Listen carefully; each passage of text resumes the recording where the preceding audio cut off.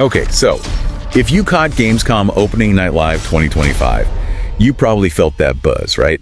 When a sequel you've been waiting for finally gets the spotlight. Oh yeah, that electric feeling. It's always exciting. Exactly. And today, we're diving deep into one of those big reveals. The official announcement for Lords of the Fallen 2. Our mission basically is to unpack everything they showed, what it all means, and, what it means for you if you're a fan of these dark fantasy action RPGs. And we're sticking right to the official announcement, the details they put out there, just so everyone gets the clear picture. Perfect. So, the big news dropped August 19th at ONL. Lords of the Fallen 2 is confirmed. It's happening. It really is. And just for context, this is the direct sequel to that 2023 action RPG, the one from CI Games and Hexworks. Right, the reboot/sequel. Yeah. And they gave us a release window, 2026. Yep, 2026, which honestly suggests they're taking their time. It points to a pretty significant development cycle, I think, especially for a studio that says it's really listening now. That 2026 window, it feels like, okay, excitement, but also, that's a bit of a wait. What do you think that extra time, especially using Unreal Engine 5, really lets them do? Compared to maybe rushing it, especially with that community feedback focus. Well, yeah, that's a great question. More time usually means more polish, right? Dipper systems, maybe. They can actually bake in those community suggestions instead of just patching later. And hopefully avoid some of the launch issues the first one had. Exactly. Given that whole player first thing they mentioned, 2026 suggests they're serious about integrating feedback properly this time. Could be really important for making it stand out. Okay, and just quickly, platforms. Where can people play this in 2026? Right. Confirmed for PlayStation 5, Xbox Series X and S, and PC. Specifically, the Epic Games Store on PC. Got it. Okay, let's get into the story because this sounds like a big shift. It said 100 years after the first game. A full century. Yeah, that's not just a small jump. No. It feels really deliberate. Like, it lets them say, okay, whatever happened at the end of the last game, things have changed. The Umbral darkness didn't just appear, it's been spreading. Festering, I think was the word they used. For 100 years, that really paints a picture. The veil between the realms, Axiom and Umbral, is getting thin. Okay. Dangerously thin. Dangerously thin. That's where it gets really interesting, I think. What's fascinating is how that escalates things. It's not just background lore. It sounds like it'll directly impact the world you explore.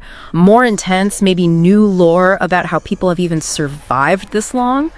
Or haven't. And the Umbral lamp, it's back. Yeah. Which, if you played the first game, that lamp lets you peek into or even step into that creepy death realm, Umbral. Right, for hidden paths, enemies, that second chance mechanic sometimes. But now, with the veil thinner, imagine that glimpse isn't just a glimpse anymore. Maybe it's bleeding through constantly. That sounds intense. They mentioned new powers, new creatures tied to this. Absolutely. It suggests the Umbral mechanics won't just be a tool, but like a core part of the experience. Much more integrated, potentially way more dangerous, but maybe rewarding too.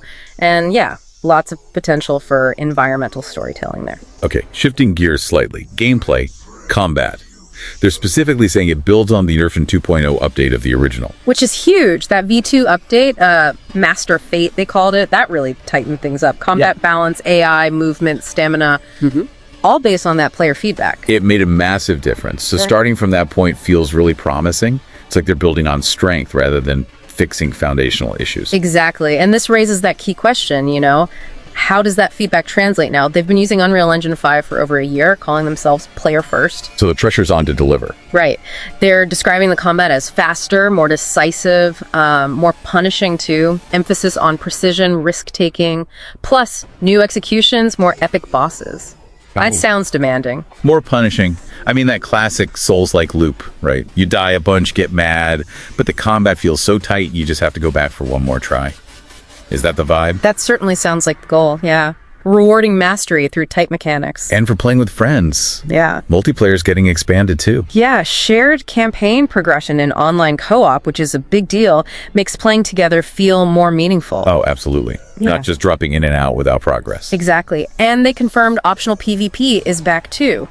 So invasions, defending yourself, adds that layer of unpredictability. Okay, so let's quickly recap the key stuff here. All right, so Lords of the Fallen to Second is official. Sequel confirmed. It's coming in 2026. We've got a story jumping 100 years forward, a world where that umbral darkness is way more intense, the veil is thin. The Umbral lamp is back, tied into potentially deeper mechanics, and the combat. It's evolving directly from that community-praised version 2.0 update. Faster, riskier, built on UE5. Plus that player-first focus and expanded co-op and PvP. Seems like a solid package shaping up.